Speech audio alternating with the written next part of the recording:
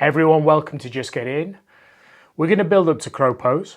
We're going to prep the body, particularly the hips, in order to do that, and then we're going to build some technical nuance to help you get into the posture and stay into the posture. I want you to start on your backs. Just very briefly, soles of the feet together, knees wide. And then I just want you to just make this more active. So with the soles of the feet, press together, and then with the heels, create the action of squeezing towards the bum. Then with your hands, rest them on the inside of your thighs, actively press down with the hands, doesn't have to be much, and then lift up the thighs into those hands. So there's a load of work there. The feet are pressing together and trying to pull backwards. The thighs are trying to lift, but the hands are stopping them from doing that. Stay there, take a breath. Good. And then bring the legs all the way together. Take the right knee into the chest, hold the front of the right knee upper shin region, left leg to the floor. And then with that right leg, just move it in whatever direction you can take it. Maybe it's clockwise or anti-clockwise, or maybe it's side to side. Maybe it's a little bit deeper. So that knee is heading up towards the armpit. Go wherever you go with it for a moment. And then just go hands to prayer and then let the leg move itself. Keep breathing. And then hug the knees into the chest. Same thing, second leg. Hold the front of the left knee, right leg to the floor.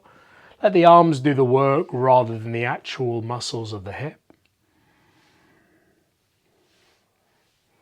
Good, and then when you're ready, bring the hands off the leg, get the leg to do the work itself. Any directions, go as deep and pulling up as you can. Good, hug the knees into the chest. Both hands round the front of the right knee, left leg to the floor. Good, now move that right knee in the direction of the right armpit. And then imagine that the hands aren't on the leg. So the top of the right thigh, right near the front of that right hip crease, starts to pull back. Take both hands off the leg, both hands to prayer. Stay there, take a breath. Both knees into the chest, both hands to the front of the left knee, right leg to the floor. Pull the left knee towards the left armpit. And before you take the hands off the leg, so the leg just doesn't shoot forwards, get the leg to squeeze itself back. Both hands to prayer. Take a breath there. Both knees into the chest. Insides of the feet touch, and I want you to point your feet. Thread the arms on the inside of the legs, so just get those knees a little bit wide, almost like you're doing child's pose legs. With those elbows on the inside of those legs, as you breathe out, curl the head and chest up like a sit-up. Move the knees back and the shoulders forwards. And then really with those arms, try and really push the legs out, and with your legs, resist and fight back. This is the exact technique that I want you to do with your legs, not your arms in crow pose. You hug those legs in, you clamp the body. Good, slowly release that. Just a very brief hamstring stretch. What's that got to do with crow pose? Not really a great deal, but it feels good. So just take 1 or 2 breaths there. There's a load of bent knee work in this sequence. So let's just get a nice straight leg. Take a breath. Good, and then switch over.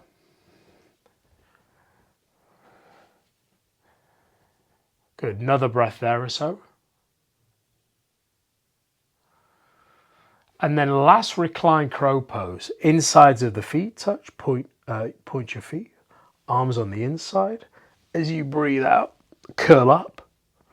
And again, arms push out, legs fight back and pull in.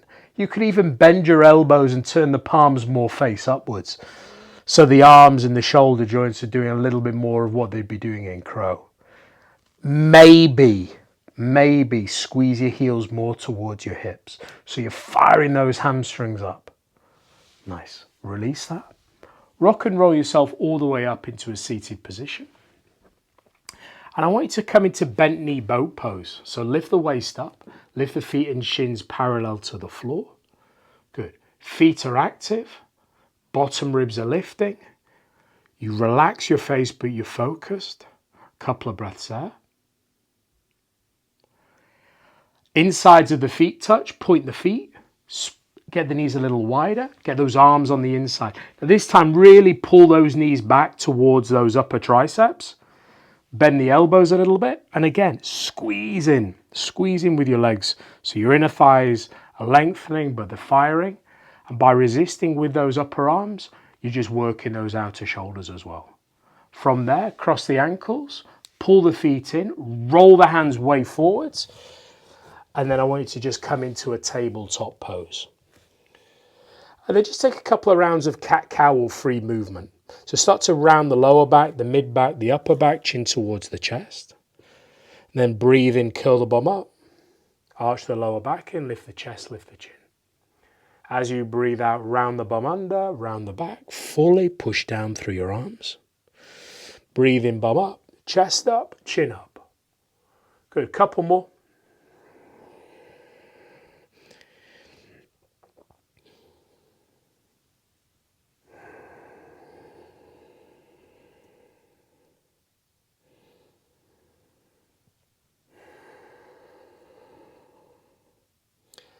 Good, and then just pausing kind of a flat back, wall the right leg back behind you. Lift the ribs a little bit up. Lift your right foot, not super high off the floor, nowhere near as high as the bum. Grip your right hand down, walk your left hand, reach your left arm forwards. Now the sides of your waist draw in. Good, so you've got an integrated core, particularly the front side of it. One more breath. And then go left hand down and right knee towards the outside of the right arm. If it gets there, squeeze it in. Keep your right hand gripping down, walk the left hand forwards and lift the left arm. Breathe out, release that. Shift your hands a bit forwards, just downward facing dog. We're not staying here for long. I want you to look forwards and then take your attention to your breastbone, shift it straight forwards to plank, and then go back to down dog. I want you to look forwards unless there's sensations in the neck you don't like. Take the breastbone forwards from down dog to plank and back to down dog. So as you look forwards and you go forwards, you're creating the kind of experience of what you need to do in crow pose. You go forwards into the posture, you don't lift up into the posture in the technique that I'm going to teach you. So get the experience, direction of travel going forwards. Get used to looking forwards. And then when you go back to down dog, just go knees to the floor. And then just take a brief child's pose with your knees wider and the big toes towards or touching each other. Good, forehead down. Do what you want with your arms. If they're forwards, you're an extended child. If your arms are back, turn the palms to face up. And maybe the legs would be a little bit closer together if the arms are back alongside the body. Good, 1 or 2 breaths here. I'm just conscious and mindful that it can be a lot on the wrists for some people, which is not necessarily a bad thing, loading them, unless it becomes a bad thing. Good. And then release that. Back to tabletop. Wrists under shoulders, knees under hips. You walk your left leg back behind you. You walk your right hand forwards. You lift the left foot a bit. You lift your ribs. You draw your waist in. You're reaching forward with that right arm. That left hand is gripping. The eyes are focused. Stay there. Take another breath. Right hand down, and then pull the left knee towards the outside of that left arm. If it gets there, squeeze it in. Keep it there. Grip your left hand, walk your right hand forwards again for 3, 2, 1. Slowly come all the way out. And then I want you to tuck your toes in tabletop, and I want you to walk your hands back so your wrists effectively touch your knees. Now, if you can't extend your wrists, You can always go fist, or you just bring the hands more forwards. Round the back, like you do in cat pose, look forwards. And with those toes pressed down, pull backwards.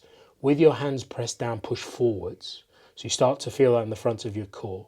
And then lift the knees up somewhat towards the line of the elbows. Good. Right now, your core will not feel like it is under this type of intensity in crow pose. So you've got more than enough core strength if you can do this. Okay? The core plays a role in crow pose about containing, not lifting. And then slowly release that. Shift the hands forwards. Step back into downward facing dog. However you get there, right foot forwards, left knee down on the floor. With your right foot, shift it a little bit more forwards and wider. Keep the right shoulder connected to the inside of the right knee. So you're a bit like in lizard pose here. But with that right leg, squeeze in against the outside of your right arm. With your upper body, lean a bit to the right to add a little bit more load for the inner thighs to resist. Another breath there. Good. Slowly release that. Step back into downward facing dog. Head forwards to plank. Lower all the way down to the floor. Come into Sphinx. Good. In Sphinx, I just want you to take a couple of breaths.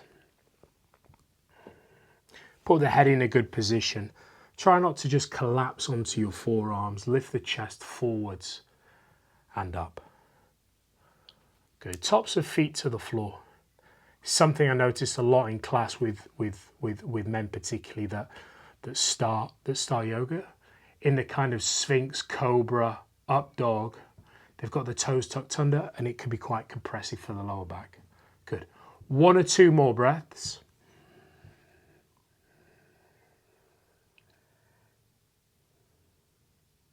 And then slowly release that. Briefly back into downward facing dog. Look forwards again. And then go forwards. And then come back from plank to down dog. You're looking forwards. Go forwards. Back a couple of times. Now I really want you to grip your fingers into the floor. I want your hands to be active. In crow pose, your fingers become the brakes of you falling forwards and down.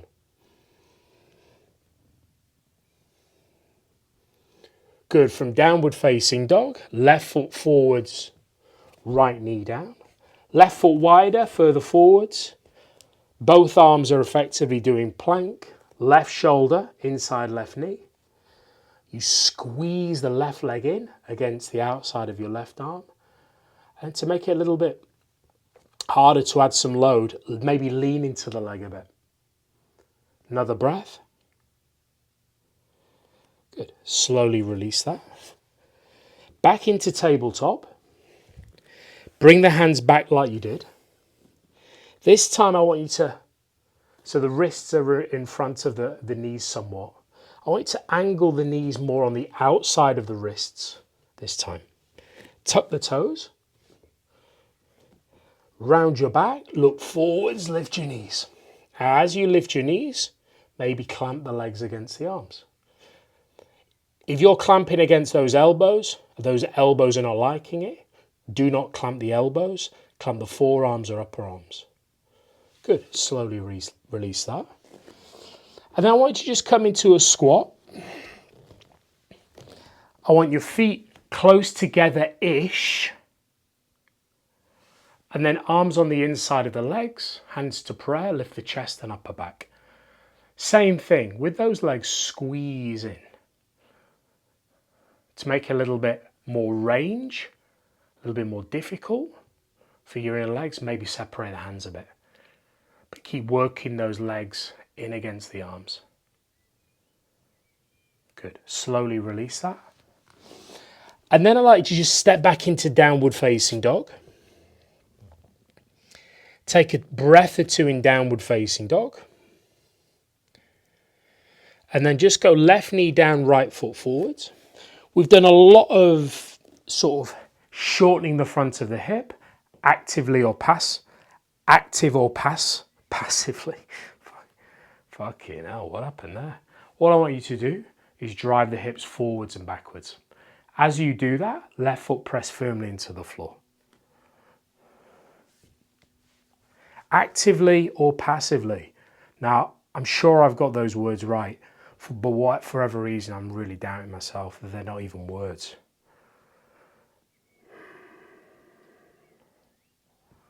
Actively or passively. I'm having a brain fart for sure. Good, take a breath or two. The COVID jab has finally caught up with me. Downward facing dog.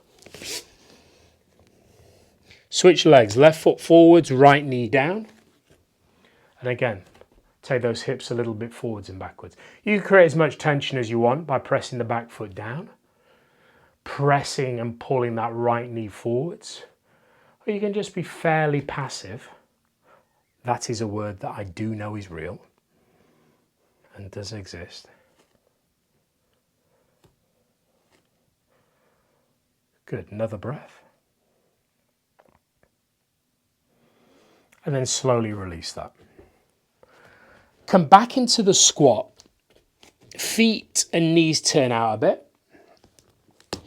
Again, your feet aren't together, but they're not massively apart. Okay, and again, that's subjective because we've all got different bodies in ankles, knees and hips. I want you to thread the arms forwards and then place the hands on the floor. Your legs and arms are not connected. Look forwards and like you did from down dog to plank, look forwards, go forwards and grip the fingers and go back. Look forwards, go forwards. All you're doing is taking your breastbone forwards and back. I do not want you to look down. I do not want your hands to be relaxed. Good. And then slowly release that. Then step back into downward facing dog. Take a breath or two there.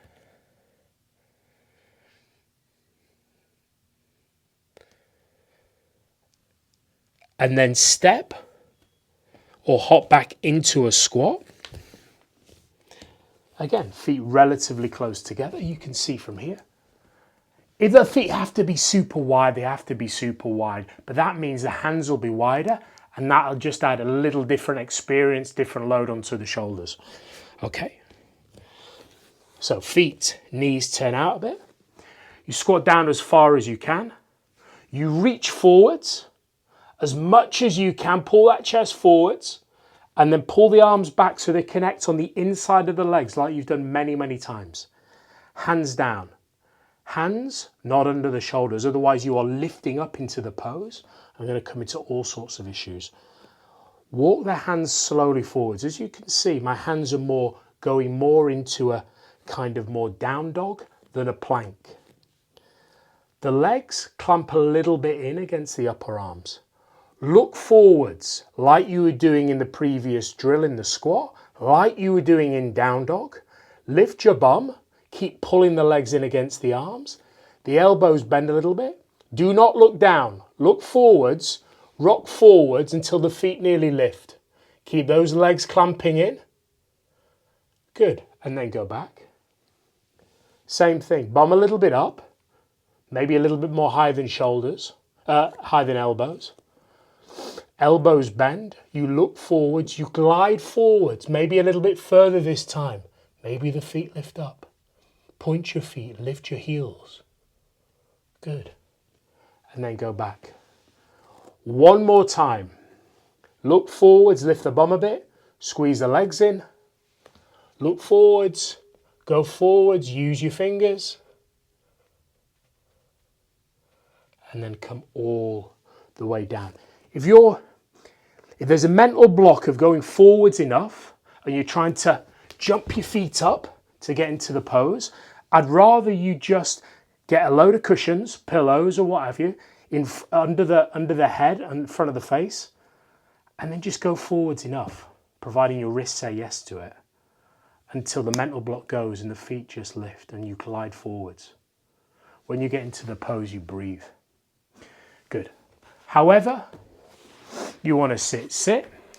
Just make 2 fists, rotate them in all sorts of different directions.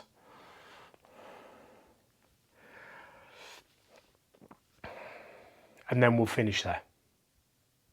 Hope you enjoyed it. If you got something from it, make sure you subscribe for weekly, consistent, quality content.